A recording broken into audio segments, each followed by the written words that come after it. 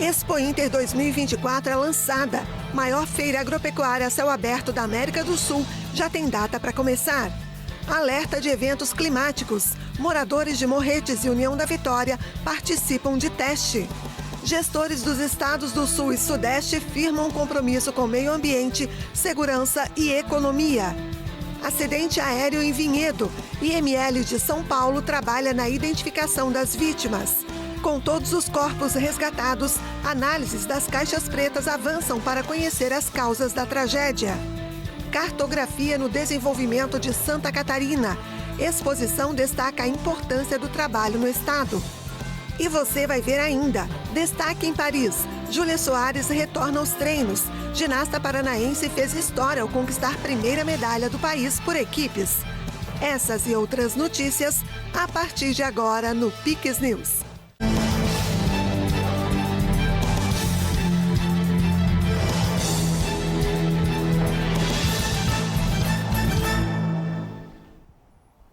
Olá, seja muito bem-vindo ao Piques News desta segunda-feira, 12 de agosto. Estamos ao vivo no horário de Brasília, neste instante, 8h03.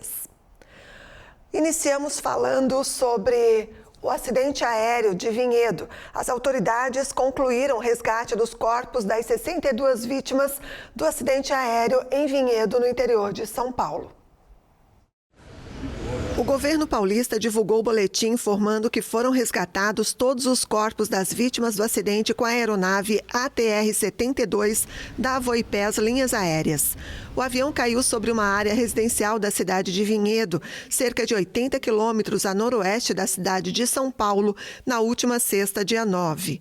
De acordo com a empresa, a maioria dos ocupantes do avião tinha documentação brasileira, mas também havia uma mulher com dupla nacionalidade portuguesa e 3 venezuelanos. No boletim do começo da noite de sábado, o governo estadual relatou que, ao todo, 62 corpos, 34 masculinos e 28 femininos, foram resgatados e encaminhados para a unidade central do Instituto Médico Legal para identificação e liberação às famílias. O prefeito de Vinhedo, Dário Pacheco, havia informado que os 2 corpos identificados são do piloto e do copiloto, 2 dos 4 tripulantes da aeronave. Após uma queda livre, o avião caiu no quintal de uma casa em um condomínio residencial situado em uma área arborizada.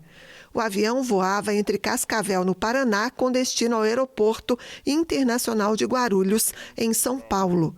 O Centro de Investigação e Prevenção de Acidentes Aeronáuticos deve divulgar em até 30 dias o relatório preliminar do acidente. Peritos do CENIPA já analisam em Brasília as informações das caixas pretas, que contêm gravações da cabine e dados do voo. Segundo a Agência Nacional de Aviação Civil, o avião, que voava desde 2010, cumpria com todas as normas vigentes e a tripulação tinha todos os certificados válidos. Especialistas mencionaram a hipótese de que uma formação de gelo nas asas do avião possa ter provocado o acidente. Com a retirada dos corpos do local do acidente, o IML de São Paulo continua trabalhando na identificação das 62 vítimas. Até o momento, 17 corpos foram identificados, dos quais 8 foram liberados para as famílias. O piloto Danilo Santos Romano, comandante do avião, foi a primeira vítima a ser velada nesta tarde. Ainda faltam documentos das famílias para a liberação dos demais corpos no IML. Com 29 paranaenses no voo, o Estado tem auxiliado nos processos de reconhecimento das vítimas. 31 amostras de DNA e 19 documentações odontológicas de familiares foram enviadas do Paraná a São Paulo. Está sendo muito rápido, né? Todos já foram necropsiados. A identificação também está sendo com material coletado no estado do Paraná, pela Polícia Científica do Paraná. Está viabilizando a liberação desses corpos. Todos os cadáveres que adentram ao Serviço de Medicina Legal, né, seja aqui no Paraná ou em São Paulo, eles devem ser identificados por um dos 3 métodos primários de identificação reconhecidos pela Interpol, que seria a papiloscopia, a odonto e o DNA. Então, nós sempre vamos por ordem primeiro na papiloscopia, que é o método mais simples e mais rápido. Em segundo, o odonto, que você tem que fazer comparação com eventuais exames e dados odontológicos, tratamentos odontológicos da pessoa. E, por fim, o DNA, que é um método um pouco mais demorado, Isso depende daí da qualidade da amostra que você consegue extrair do corpo, né? Eventualmente você tem que fazer repetições, porque aquela amostra você não consegue um perfil muito claro, você vai ter que fazer um reprocessamento. A gente fala em média aqui no estado do Paraná, a gente fala em média 30 dias, né? Mas no caso lá do estado de São Paulo, eles podem ter o fluxo deles um pouco diferente do nosso. Com 62 vítimas, este foi o pior acidente aéreo do Brasil em número de mortes desde 2007, quando o acidente com o voo da TAM deixou 199 vítimas fatais. O Paraná já iniciou os trabalhos para prestar atendimento às famílias nesse momento trágico. Nós divulgamos um canal oficial, montamos um posto de atendimento no aeroporto, um posto de atendimento no hotel, isso em Cascavel. Cidade de São Paulo também, né, está com um posto de atendimento permanente. Então, pode ser feita essa busca de forma virtual, através do nosso canal de WhatsApp, ou nesses canais físicos também, mas as próprios familiares que estão vindo atrás da Defensoria Pública. A Defensoria Pública, né, dentro do seu corpo de profissionais, tem, né, esses profissionais multidisciplinares. Nós temos psicólogos, assistentes sociais, que já estão disponíveis para a população, tanto no Paraná quanto no estado de São Paulo. Então, está tendo todo esse trabalho multidisciplinar para que a gente possa preparar, né, essas famílias para todos os fatos seguintes. O transporte dos corpos está sendo custeado pela Voipaz, por meio de um acordo firmado pela empresa e as defensorias públicas e ministérios públicos do Paraná e de São Paulo. O foco principal agora, primeiro, né, a consternação em relação ao que ocorreu, é esclarecer toda essa questão e trazer logo essas pessoas para que as famílias possam prestar as últimas homenagens. Moradores de Morretes e União da Vitória, no Paraná, participaram do teste da nova ferramenta para alertar a população sobre riscos de desastres. Segundo a avaliação da Defesa Civil Estadual, o teste foi um sucesso. Às 13h17 da tarde do último sábado, o Centro Estadual de Gerenciamento de Riscos e Desastres da Defesa Civil do Paraná disparou um alerta. Quase instantaneamente, os celulares de moradores e visitantes de Morretes, no litoral, vibraram e tocaram um alarme, exibindo na tela uma mensagem que explicava a razão do contato em massa.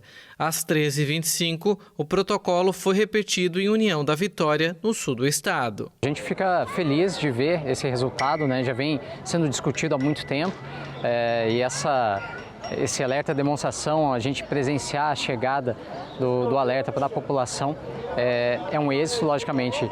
É um trabalho que continua, a gente vai vendo melhorias também, para que a gente possa implementar isso para todo o estado do Paraná e fortalecer esse sistema de alerta para a nossa população. O sistema está sendo implementado em conjunto entre o Ministério da Integração e Desenvolvimento Regional, por meio da Secretaria Nacional de Proteção e Defesa Civil, o Ministério das Comunicações, a Agência Nacional de Telecomunicações e as empresas de telefonia móvel. Ferramentas similares estão em uso em países como Estados Unidos, Alemanha, Itália e Chile. Vimos vários celulares, todos os celulares na proximidade tocando. Vale ressaltar que são celulares ligados à tecnologia 4G e 5G, então mais ou menos do Android 10 para cá, que foi do final de 2019, então já é uma área de abrangência muito grande, porque basicamente são todos os celulares que são usados hoje pela população. O resultado foi muito satisfatório, nós acompanhamos ao vivo tanto a União da Vitória, como estamos aqui em Morretes, e vimos a população toda tirar os celulares do bolso e perguntar o que estava acontecendo. Essa nova tecnologia vai se somar a outros alertas já utilizados. A novidade é que as pessoas que estiverem em uma região de alerta, independente de ter cadastro ou não, vão receber esse alerta e vão poder tomar ações de autoproteção e se proteger. Os moradores aprovaram a ideia. A gente ficou admirado, né, não precisa do número e chegou o aviso, no caso de uma emergência, é fundamental, né? É fundamental para as pessoas saberem o que fazer. Achamos muito interessante, né? Muito legal isso, porque vai facilitar muito a vida das pessoas, né?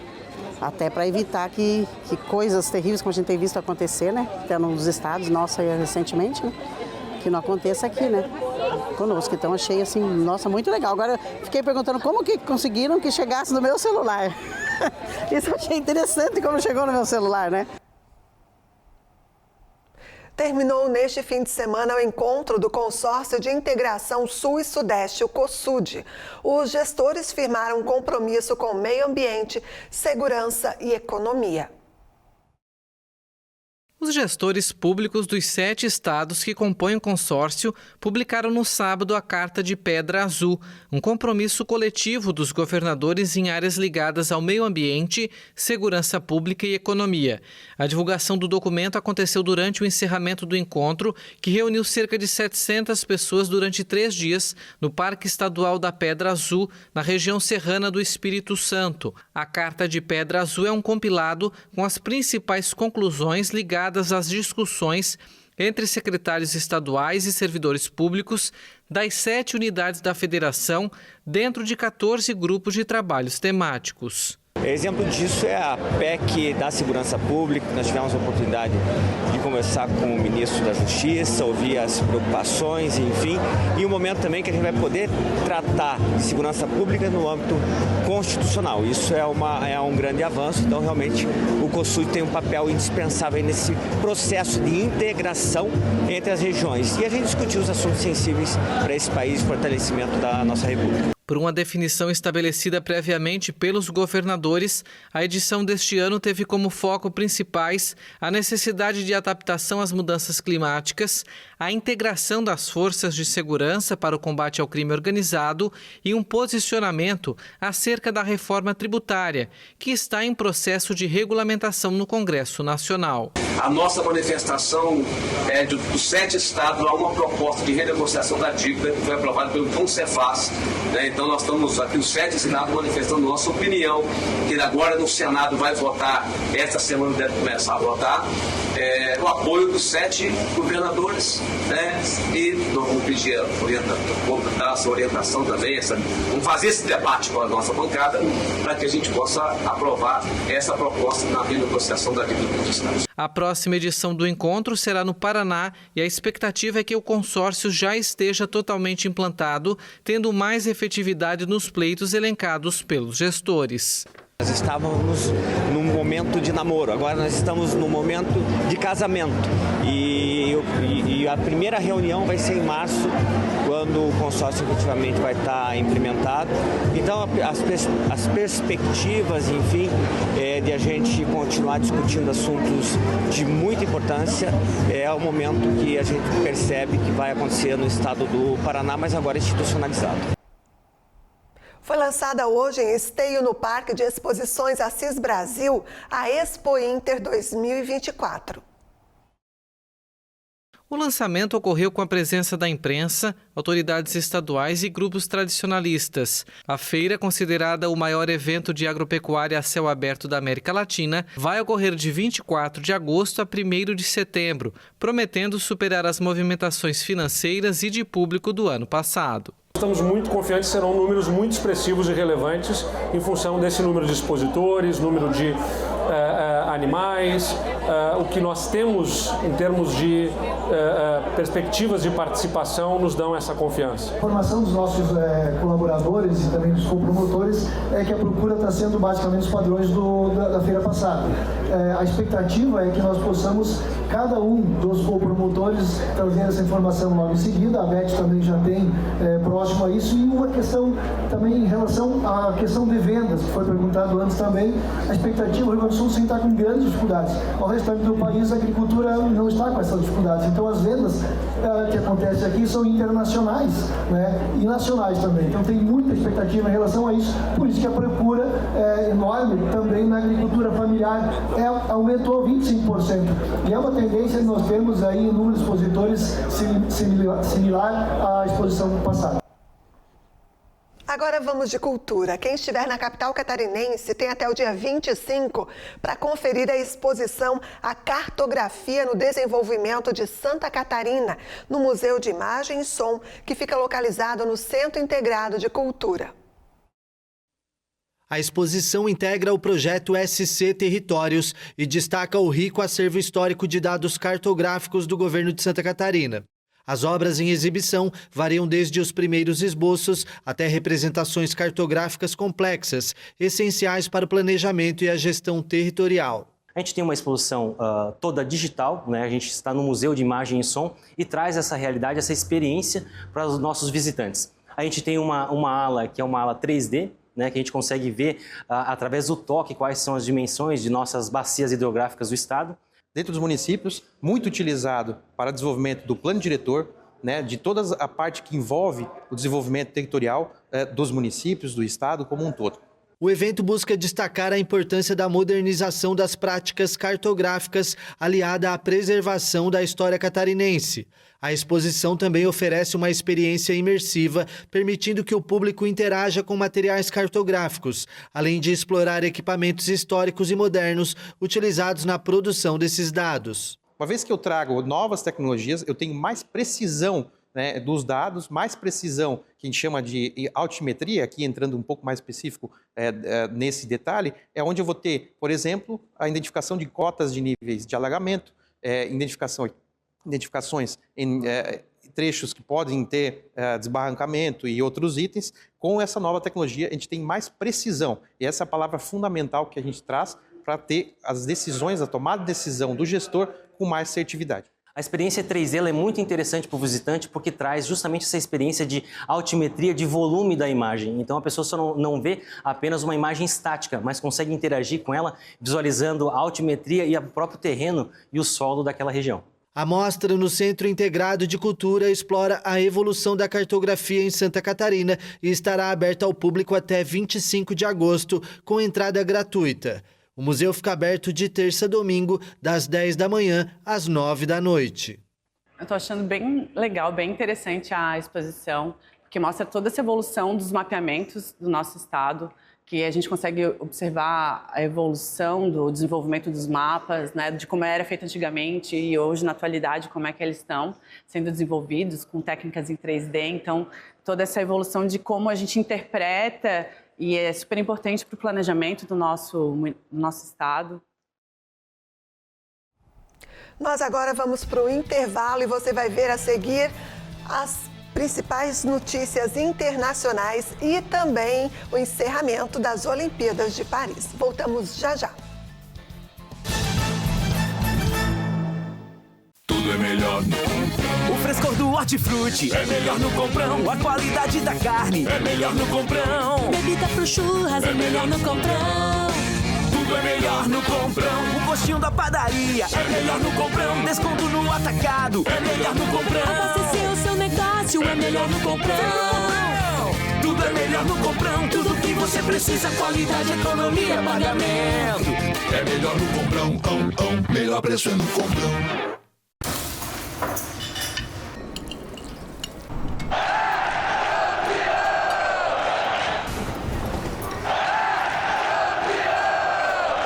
O nosso estado é campeão nacional na produção de carne suína, pinhão, cebola, ostras, vieiras, mexilhões e maçãs. São 400 milhões de reais investidos em políticas públicas para o agro. Em Santa Catarina, o agro.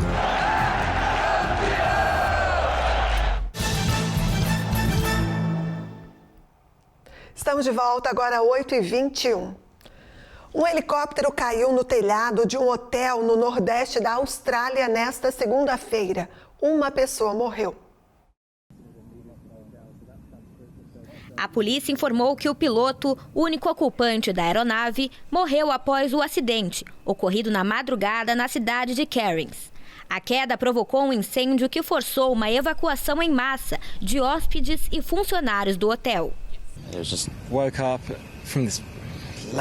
Acordei com um estrondo alto que parecia uma bomba ou algo assim. Fiquei um pouco tonto ao acordar às 2 da manhã e de repente todos os alarmes começaram a disparar.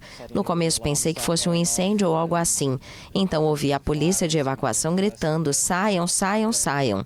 E aí comecei a ver as chamas na lateral do prédio.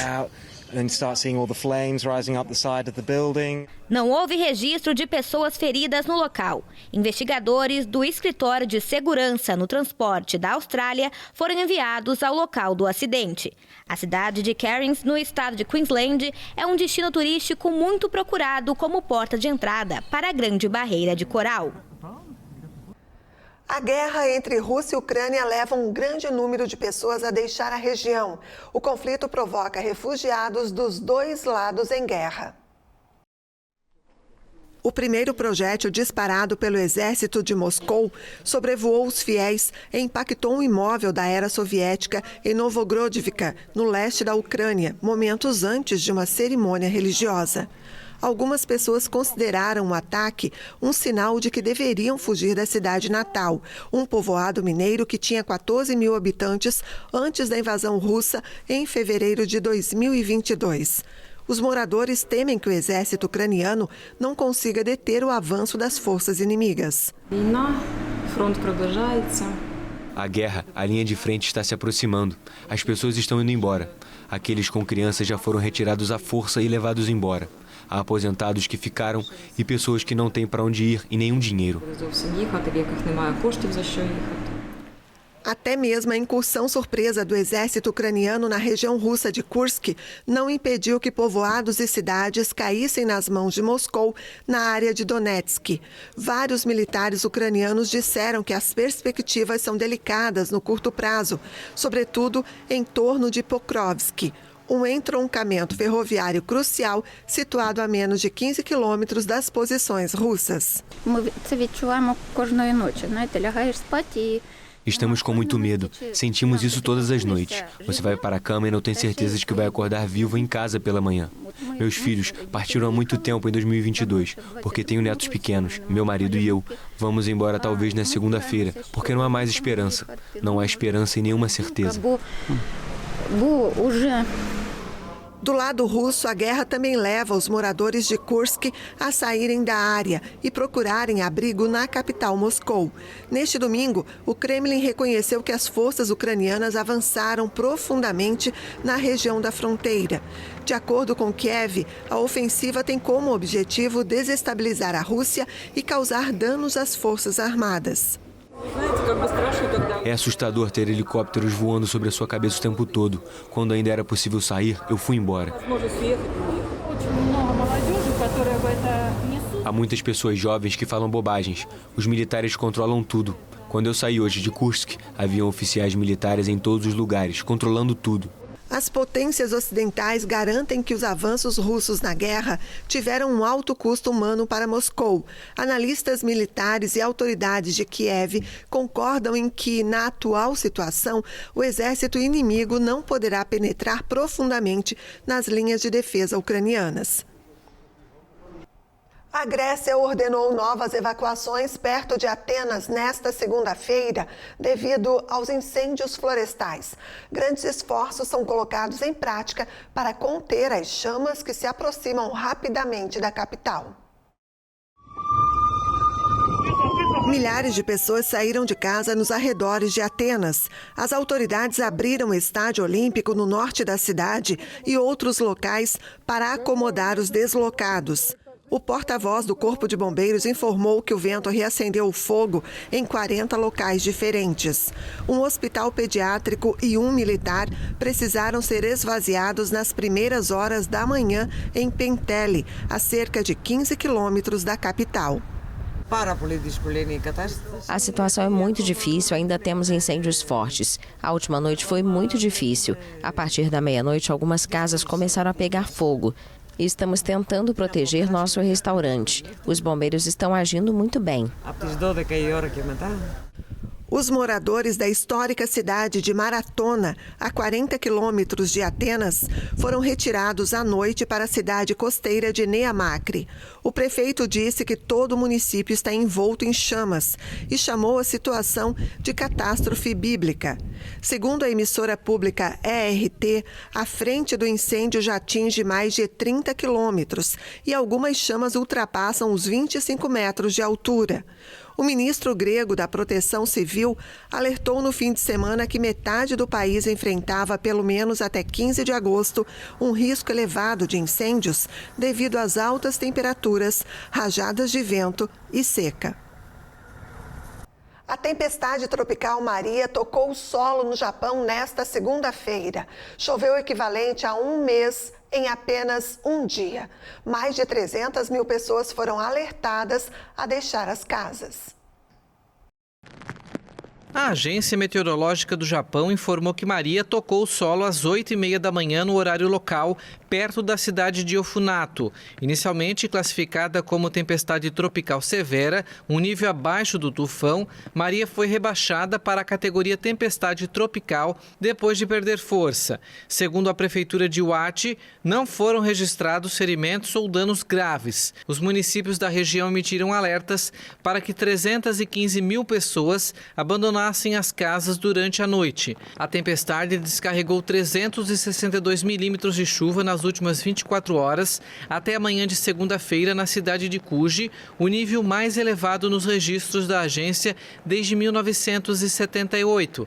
Segundo o canal estatal NHK, a Japan Airlines cancelou 78 voos domésticos, afetando mais de 7 mil passageiros, e a ANA cancelou 8 voos.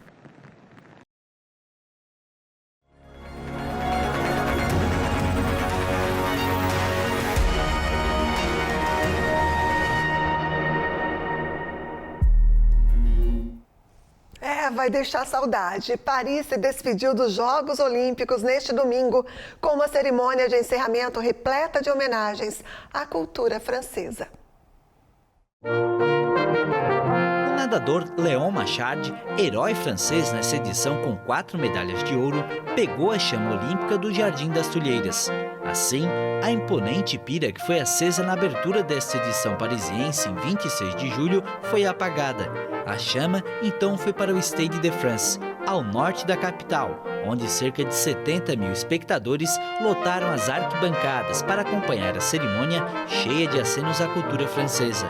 Paris transferiu a chama para Los Angeles, cidade que vai sediar a próxima edição dos Jogos de 2028. Os Estados Unidos fecharam os Jogos Olímpicos de Paris 2024 na primeira posição do quadro de medalhas, seguidos de China e Japão. O Brasil terminou na 20ª posição. Graças ao título no basquete feminino, torneio que fechou neste domingo os Jogos Olímpicos de Paris 2024, os Estados Unidos terminaram na liderança do quadro de medalhas. Ao todo, foram 40 ouros conquistados pelos americanos, mesmo número alcançado pelos atletas chineses. A decisão de quem ficou à frente no resultado final coube então as medalhas de prata, 44 para os Estados Unidos e 27 para a China. Em números totais, os Estados Unidos também lideraram com 126 pódios contra 91 da China. Na terceira posição do quadro de medalhas ficou o Japão, com 20 de ouro, 12 de prata e 13 de bronze. A França, país sede dos Jogos, terminou na 5ª posição, com 16 ouros, 26 pratas e 22 bronzes.